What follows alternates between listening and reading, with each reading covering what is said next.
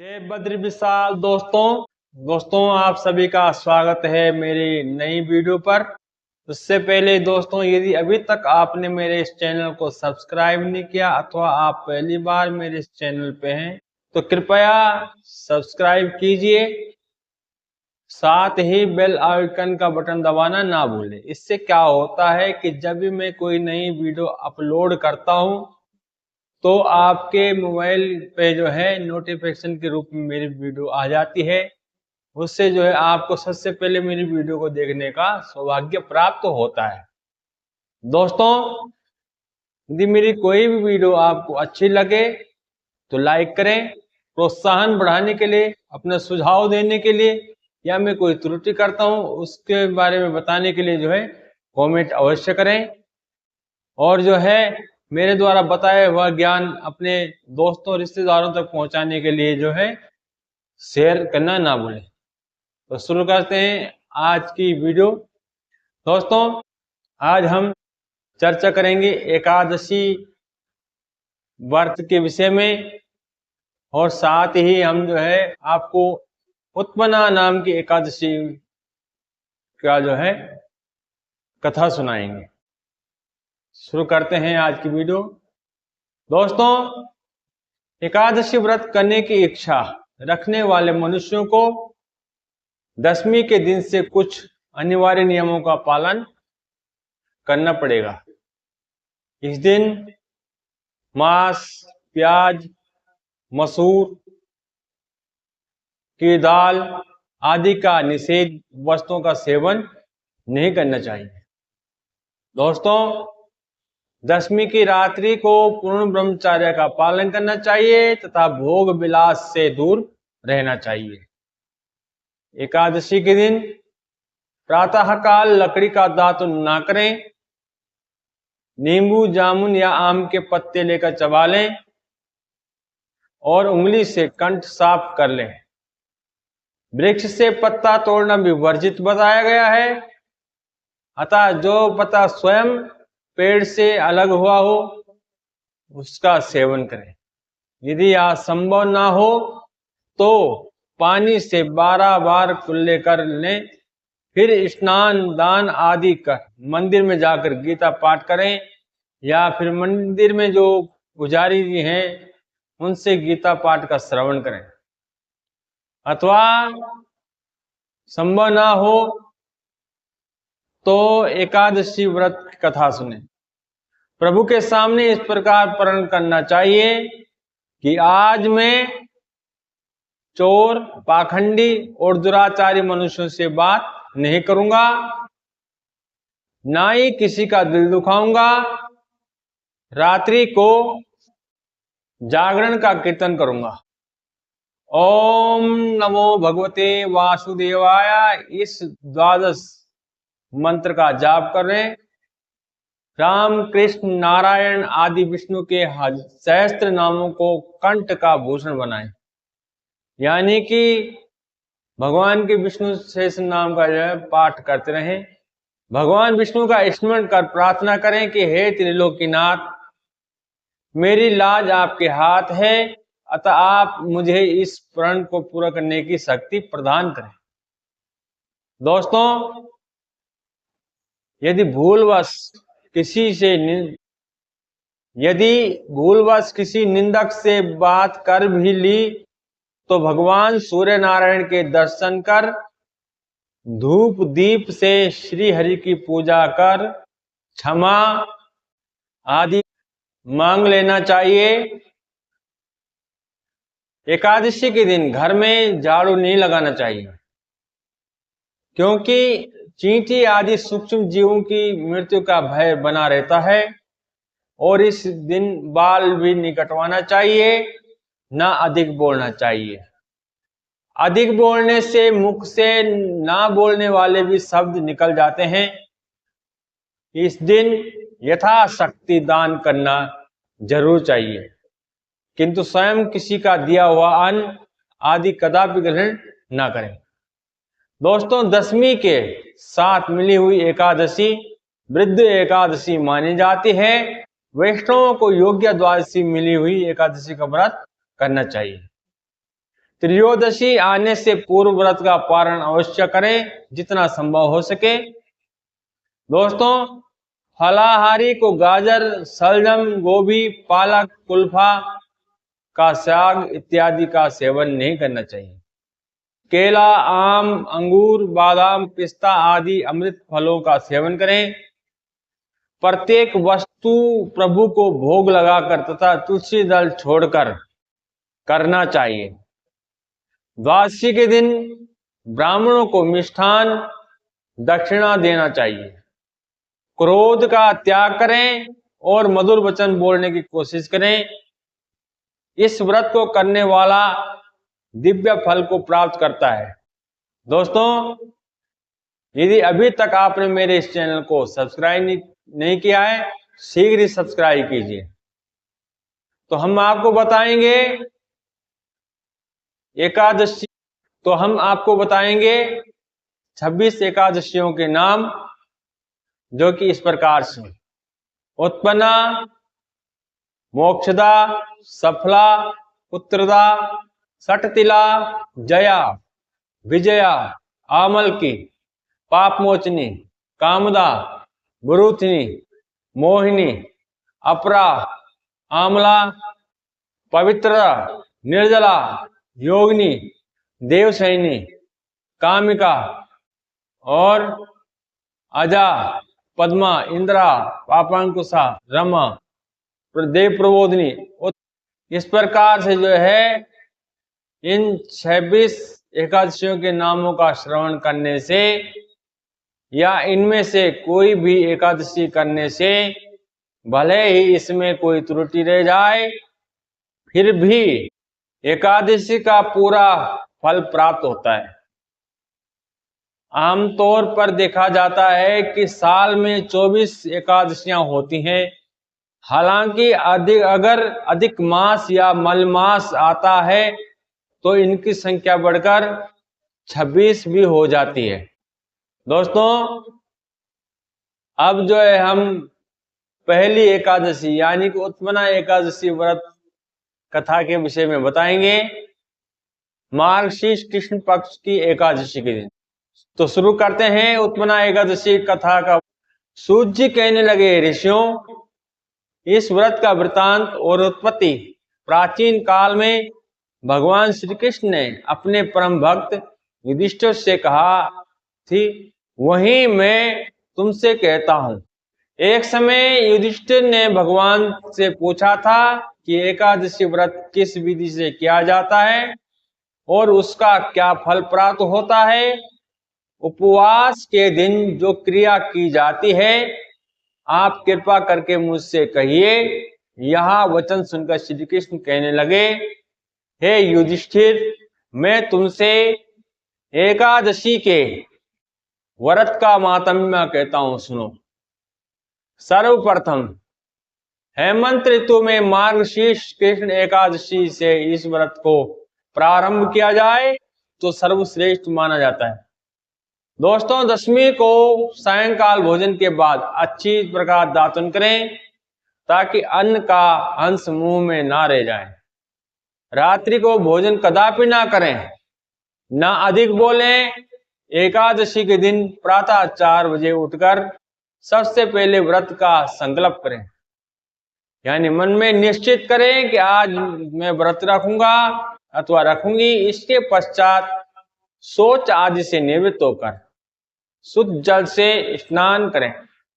व्रत करने वाला चोर, पाखंडी, परिस्त्रीगामी, निंदक, मिथ्याभाषी तथा किसी भी प्रकार के पापी से बात न करें। स्नान के पश्चात धूप, दीप, नैवेद्य आदि 16 चीजों से भगवान का पूजन करें और रात को दीपदान। रात्रि में सोना या प्रसंग नहीं करना चाहिए। सारी रात भजन, कीर्तन आदि करना चाहिए। जो कुछ पहले जाने अनजाने में पाप हो गए हों, उनके लिए क्षमा मांगनी चाहिए। धर्मात्मा पुरुषों को कृष्ण और शुक्ल पक्ष की दोनों एकादशियों का समान समझना चाहिए। जो मनुष्य मेरी इस द्वारा बताई गई विधि के अनुसार एकादशी का व्रत करते हैं, उन्हें शंखोद्वार तिथि मनुष्य बताई गई विधि के अनुसार एकादशी का व्रत करते हैं, उन्हें शंखोद्वार तीर्थ में स्नान करके भगवान के दर्शन करने से जो फल प्राप्त होता है वह एकादशी के व्रत के दिन 16वें भाग के समान नहीं है। विधिपात के दिन दान देने का लाख गुना फल होता है। संक्रांति जो मनुष्य बताएगी विधि के अनुसार एकादशी का व्रत करते हैं, उन्हें शंखोद्वार तीर्थ में स्नान करके भगवान के दर्शन से जो फल प्राप्त होता है वह एकादशी व्रत के 16वें भाग के भी समान नहीं है। विधिपात के दिन दान देने का लाख गुना फल होता है और संक्रांति से 4 लाख गुना तथा सूर्य ग्रहण चंद्र ग्रहण में स्नान दान से जो पुण्य प्राप्त होता है वही पुण्य एकादशी के दिन व्रत करने से मिलता है। दोस्तों, अश्वमेध यज्ञ करने से 100 गुना तथा 1 लाख तपस्वियों को 60 वर्ष तक भोजन कराने से 10 गुना और 10 ब्राह्मणों को अथवा 100 ब्रह्मचारियों को भोजन कराने से 4 गुना पुण्य भूमि दान करने से होता है। उससे भी 1000 गुना पुण्य कन्यादान से प्राप्त होता है और इससे भी 10 गुना पुण्य विद्या दान करने से होता है। विद्या दान से 10 गुना पुण्य भूखे को भोजन कराने से होता है और अन्न दान के समान इस संसार में कोई ऐसा कार्य नहीं है जिससे देवता और पितृ दोनों तृप्त होते हों, परंतु एकादशी के व्रत का पुण्य सबसे अधिक होता है। 1000 यज्ञों से भी अधिक इसका फल होता है और इस व्रत का प्रभाव देवताओं को भी दुर्लभ है। रात्रि को भोजन करने वाले को उपवास का आधा फल प्राप्त होता है और दिन में एक बार भोजन करने वाले को भी आधा ही फल प्राप्त होता है, जबकि निर्जल व्रत रखने वाले का माहात्म्य तो देवता भी वर्णन नहीं कर सकते। दोस्तों, युधिष्ठिर कहने लगे, भगवान आपने हजारों यज्ञ और लाख गोदान को भी एकादशी व्रत के बराबर नहीं बताया, सो यह तिथि सब तिथियों से उत्तम कैसे हुई, बताइए।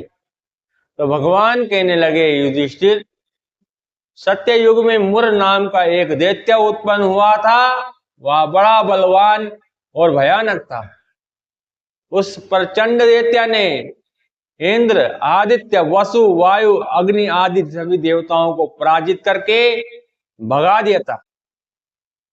तब इंद्र सहित सभी देवताओं ने भयभीत होकर भगवान शिव से सारा वृत्तांत कहा और बोले, हे कैलाशपति, मुर दैत्य से भयभीत होकर सब देवता लोक में और मृत्यु लोक में फिर रहे। तब भगवान शिव ने कहा, हे देवताओं, तीनों लोगों के स्वामी, देव भक्तों के दुखों का नाश करने वाले भगवान विष्णु की शरण में जाओ, वही तुम्हारे दुखों को दूर कर सकते हैं। शिव जी के ऐसे वचन सुनकर सभी देवतागण क्षीर सागर में पहुंचे और वहां भगवान को शयन करते देख हाथ जोड़कर उनकी स्तुति करने लगे कि हे देवताओं द्वारा स्तुति करने योग्य प्रभु, आपको हमारा बारंबार नमस्कार है। देवताओं की बात सुनकर प्रभु मुस्कुराए। देवता कहते हैं कि आप हमारी रक्षा करें, दैत्यों से भयभीत होकर हम सब आपकी शरण में आए। आप इस संसार के कर्ता, माता पिता, उत्पत्ति और पालन करता और संहार करने वाले हो, सबको शांति प्रदान करने वाले हैं। आकाश और पाताल भी आप ही, सबके पितामह ब्रह्मा, सूर्य, चंद्र, अग्नि, सामग्री, होम, आहुति, मंत्र, तंत्र, जप यजमान यज्ञ कर्म करता भोक्ता भी आप ही हैं।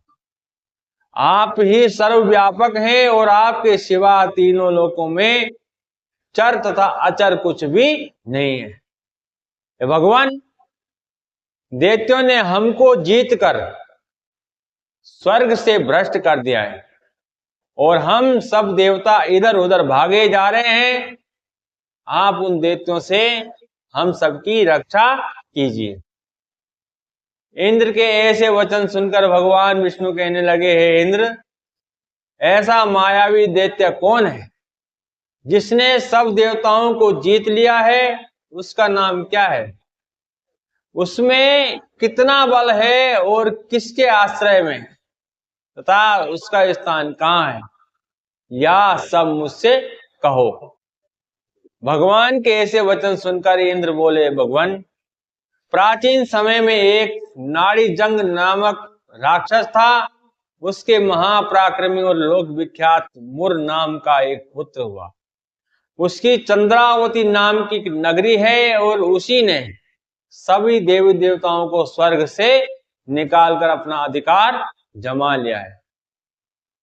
उसने इंद्र, अग्नि, वरुण, यम, वायु, ईश, चंद्रमा, नैऋत्य आदि सबके स्थान पर अपना अधिकार स्थापित कर लिया है। सूर्य बनकर स्वयं ही प्रकाश करता है, स्वयं ही मेघ बन जब बैठा है और सबसे अजय है। हे असुर निकंदन, उस दुष्ट को मारकर देवताओं की रक्षा कीजिए। यह वचन सुनकर भगवान ने कहा, हे देवताओं में शीघ्र ही उसका संहार करूंगा, तुम चंद्रावती नगर जाओ। इस प्रकार कहकर भगवान सहित सभी देव देवताओं ने चंद्रावती नगरी की ओर प्रस्थान किया और उस समय दैत्य मुर सेना सहित युद्ध भूमि में गरज रहा था। उसकी भयानक गर्जना सुनकर सभी देवता भय के मारे चारों दिशाओं में भागने लगे।